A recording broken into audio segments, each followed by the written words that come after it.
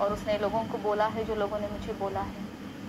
यहाँ तक इंडिया में, आउट ऑफ इंडिया, दुबई में उसने लोगों को ये बातें बोली है। कब बोली? 27 से स्टार्ट हुआ है ये पूरा खेल। After the problem with Rakhi? No, after problem with me. मैं और आदिल अब साथ में नहीं है। अब हमारे बीच में कोई बातचीत नहीं होती। लास्ट हमारे बीच में बात हुई है अक्टूबर 26, मेरे पास डेट भी है। उस दिन आदिल ने मुझे बहुत जलील किया, बहुत लोगों के सामने। हम लोग एक रेस्टोरेंट में बैठे हुए थे एंड काफ़ी कुछ बातें हुई वहाँ पे एक टॉपिक ऐसे चल रहा था क्योंकि 1 डे बिफोर हम लोग नवरात्रि के लिए बाहर गए हुए थे और आदिल के गाने का प्रमोशन भी हमारा चल रहा था। तो जब हम रिटर्न आ रहे थे तो गाड़ी में बहुत ही गंदी हरकतें चल रही थी, अश्लील हरकतें हो रही थी और मैं भी वहीं पे बैठी हुई थी। हालांकि मैं पीछे वाली सीट पे बैठी हुई थी, आदिल बीच में बैठा हुआ था और जिस लड़की के साथ अश्लील हरकतें चल रही थी वो साइड में बैठी हुई थी।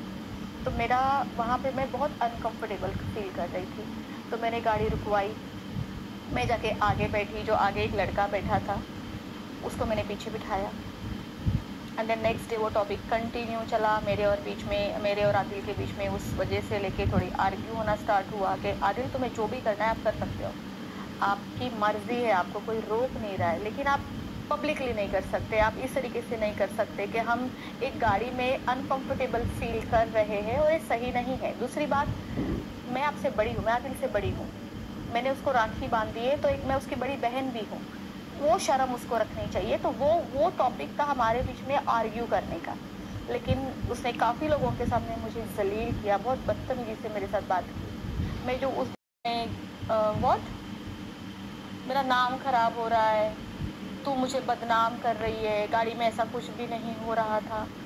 वो मेरे सामने जो चीज़ें हो रही थी उसने टोटली मेरे आंखों के ऊपर पट्टी बांध दी कि ऐसा कुछ हुआ ही नहीं, कुछ झूठ ही नहीं थी। और लड़की को शर्म होती तो ये हरकतें होती नहीं ना। वहाँ पे एक मर्यादा होती है कि हमें कहाँ तक क्रॉस करनी है।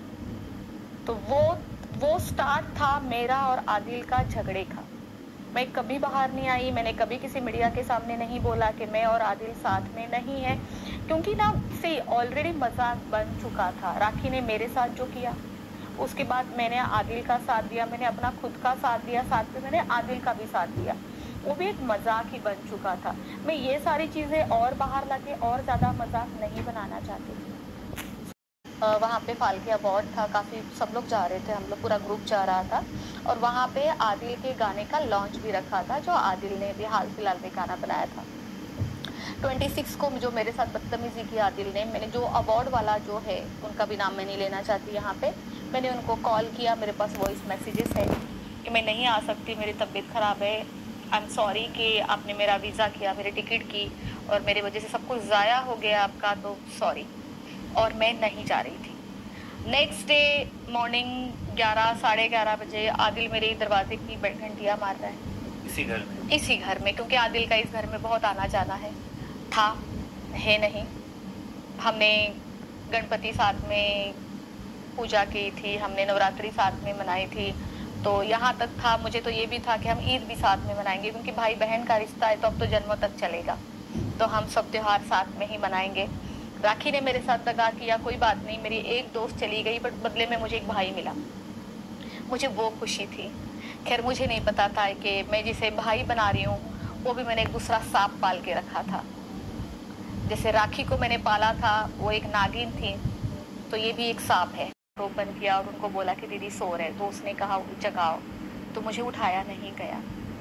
तो उसके बाद वो वापस आया आधे घंटे के बाद, वो शायद गाड़ी में ही नीचे जाके बैठा था, वो फिर से आया, फिर से उसको बोला गया कि दीदी नहीं उठे हैं। तीसरी बार वो फिर से आया, तो मैंने अपनी मेड को बोल के उसको बोला कि नहीं उठे, आप बोल दो। तब तक मुझे पता चल गया था, क्योंकि मैं जैसे उठती हूँ मैं अपने फ़ोन चेक करती हूँ तो उसके वॉइस मैसेजेस थे, मैं तेरे घर के बाहर खड़ा हूँ, तू जानबूझ के उठ नहीं रही है या दरवाज़ा नहीं खोल रही है, अपनी मेड से मुझे भगा रही है। मैं चाहती ही नहीं थी कि आदिल दुरानी के साथ आप कोई भी रिश्ता रखो। के वॉचमैन को जाके पूछिए, वो आदिल यहीं पड़ा रहता था, हम लोग यहीं पे दिन भर, मीडिया यहीं पे रहती थी, सब लोग यहीं पे रहते थे, पूरी गणपति पूरी नवरात्रि हमने साथ में निकाली है, मेरी पूरी फैमिली यहाँ पे रहती थी। सोनू नाम की लड़की। नो, आदिल उन दिनों हम लोग काफ़ी एक दूसरे की चीज़ें शेयर करते थे, काफ़ी सी आप अगर मेरे साथ सिर्फ आप रात को घर सोने के लिए जा रहे हो और पूरा दिन हम साथ में रहते हैं तो कुछ तो पता चलता है ना। करने में उसकी बहुत हेल्प की है, बहुत ज़्यादा। आप यकीन नहीं करेंगे, जब नवरात्रियों में पंडाल, छोटे छोटे पंडाल जो होते हैं, हमें वहाँ पे बुलाया जाता था, मैं नंगे पैर उसके जाके वहाँ पे उसके गाने का लॉन्च करते थे। उस वक्त अक्टूबर में आप देखी नहीं ये चीज़ें, कभी भी नहीं। यहाँ तक कि हम एज अ ब्रदर सिस्टर मस्ती करते हैं, खाना खाते थे साथ में बैठ के, सब कुछ नेवर किया कि आदिल और राश्री का अफेयर चल रहा है। ठीक 3 से 4 दिन में, अगर वो आप इंटरव्यूज निकालो, 3 से 4 दिन में रक्षाबंधन था। 3 या 4 तारीख को रक्षाबंधन था, एक या 2 तारीख को सारी बातें हुई थी। उसी टाइम आदिल के साथ मेरी बात हुई कि आदिल, मैं ऑलवेज आपको भाई बोलते आई हूँ, राखी के टाइम से मैं उसको भाई बोलते आई हूँ, तो मुझे आपको राखी बांधनी है, रक्षाबंधन करना है, क्योंकि लोगों की जब उंगलियां उठेगी ना तो हम उसको रोक नहीं सकते। वैसे भी हमारा रिश्ता इतना अच्छा है, हमारे दिल में पाप नहीं है। जब हमारे दिल में पाप नहीं है तो हम दोनों ने बहुत हंसता खेलता रक्षाबंधन किया था, दिल से किया था। और जाने के लिए पर बिग बॉस किसको लेना चाहता है तो बिग बॉस के ऊपर है ना, ये तो मेरा कहना है। खैर, तो उस टाइम मैं शॉक बिल्कुल नहीं थी, मैं तो बस हंस रही थी और मेरा यही रिएक्शन था, इनको कोई अपना बुखार तक ना दे, इनको लड़कियां दे रही, इनकी शादियां हो रही है। मेरा पर्सनल एक्सपीरियंस जो मैंने जाना राखी के साथ और आदिल के साथ, ये लोग इस लायक भी नहीं है कि इनको साथ बिठा के खिलाया भी जाए। ये लोग आपको काटेंगे जरूर, इनकी फितरत में है। बिग बॉस की हालत आप जानते हैं, 1 साल के बाद दूसरे साल किसी को याद भी नहीं रहता है, तो मैं नहीं जानती थी।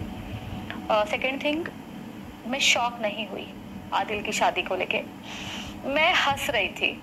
जैसे मुझे फोन कॉल्स आना स्टार्ट हो गया, मैंने कहा लो, एक और ये लोग कंट्रोवर्सी करने के लिए रेडी हो गए। इसको कोई गाना अभी रिलीज करना है, ये गाने वाने कुछ बना रहा है छोटे मोटे बजट के, इसको कोई गाना रिलीज करना है, या बिग बॉस OTT आ चुका है। राखी बिग बॉस में जा रही थी, तब टोटली राखी ने ही बोला था ये कि उसकी शादी रितेश के साथ हुई है, और बिग बॉस में ही सबको पता चल गया कि रितेश नाम का कोई आदमी है जिसके साथ राखी ने शादी की है। अब राखी के एडवोकेट का ये कहना है, जो कि मेरी उनके साथ बात हुई है, राखी के साथ नहीं हुई है, एडवोकेट के साथ बात हुई है कि मुझे बताइए कि कौन सी शादी वैलिड है। एडवोकेट का कहना ये है, राखी की शादी एक तो उसने बिग बॉस के लिए की थी, राखी और रितेश के बीच में जो मैंने सुना है, राखी और रितेश के बीच में एक एग्रीमेंट साइन हुआ था कि मैं तुझे बिग बॉस लेके जाऊंगी और हम शादी झूठी झूठी करेंगे, हर कोई कर रहा है, तो राखी ने भी किया, ऐसा मैंने जो सुना है। एंड देन आदिल और जो राखी की शादी हुई है वो तो एडवोकेट ने खुद ने करवाई है, बट राखी और रितेश की शादी में एडवोकेट का कोई हाथ नहीं था, वो दूर दूर तक नहीं है, क्योंकि वो एडवोकेट लास्ट 10 साल से राखी के साथ ही है। तो अब उनका ये कहना है कि Falguni Brahmbhatt, who was also in our interview. Yes. तो जब मेरी उनके साथ बातचीत हुई है तो उन्होंने जो मुझे समझाया मैं वही आपको बताऊंगी, क्योंकि मैं वहां पे प्रेजेंट नहीं थी। एक चीज और उनका कहना है कि चलो अगर आदिल ये बोलता है कि राखी और रितेश की शादी हुई भी है, बट रितेश ऑलरेडी मैरिड है, उसके 2 बच्चे भी है। फिर ये न्यूज आई थी कि उसकी बीवी को पता चल गया एंड उसके बाद ये लोग अलग हो गए। ठीक है, एक शादीशुदा आदमी ऑलरेडी शादीशुदा है हमारे संविधान के हिसाब से, तो वो दूसरी शादी नहीं कर सकता है। तो इन दैट केस आदिल और राखी की शादी वैलिड है। बातचीत हो रही है अभी, जो चंद फोटोज के ऊपर शादी नहीं होती है, निकाहनामा नहीं है जैसे कि राखी का था, मौलाना के साथ फोटोग्राफ्स, वीडियो, शादी, एवरीथिंग सब कुछ होता है। इनका कुछ भी नहीं है सिवाय मेहंदी निकाल रहे हो, मीडिया बुला रहे हो, आप डाल रहे हो। मुझे नहीं पता ये कौन सा स्टंट है या सच में फिर से एक और बिग बॉस वाली लड़की पकड़ के फिर से बिग बॉस खेलना है। क्योंकि लास्ट ईयर, मतलब दिस ईयर जो बिग बॉस आया था, लास्ट ईयर आया था, तो बिग बॉस के रूल्स चेंज हो गए। बिग बॉस ने एक नया ट्विस्ट पैदा किया कि अब वो लेंगे तो कपल्स को लेंगे, और रातों रात फिर यहाँ पे एक और शादी हो जाती है।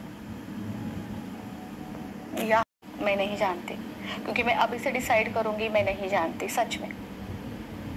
उस टाइम मैं शायद बहुत अच्छे मूड में हूँ, मैं किसी के साथ हूँ या हम मस्ती कर रहे, उतने में वो मेरे सामने आ जाए, क्या पता वो सामने से मुझे हाय बोले और मैं हाय बोल दूँ, या हो सकता है मेरा मूड अच्छा नहीं है या उसकी शक्ल देखने के बाद मेरा मूड खराब हो जाता है तो मैं उसको हाय भी ना बोलूँ।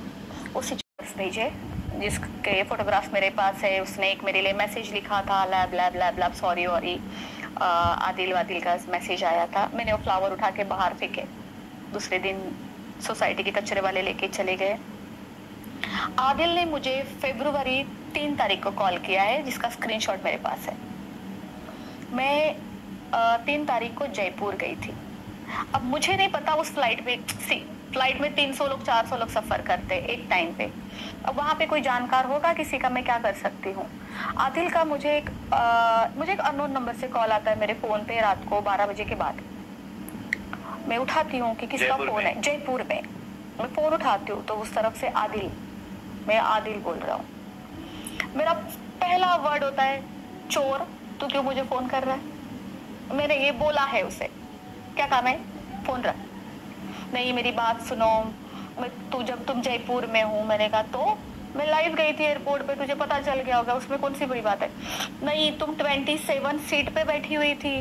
मैंने कहा ओके चोर, तेरे और भी चोर थे क्या फ्लाइट में, कोई बड़ी बात नहीं है अगर तुझे ये बात पता चलती कि मैं कौन सी सीट पे बैठी थी, हो सकता है। मैंने कहा तुझे काम क्या है, मुझे माफ कर दे, मैं तेरे पैरों में गिर जाऊंगा।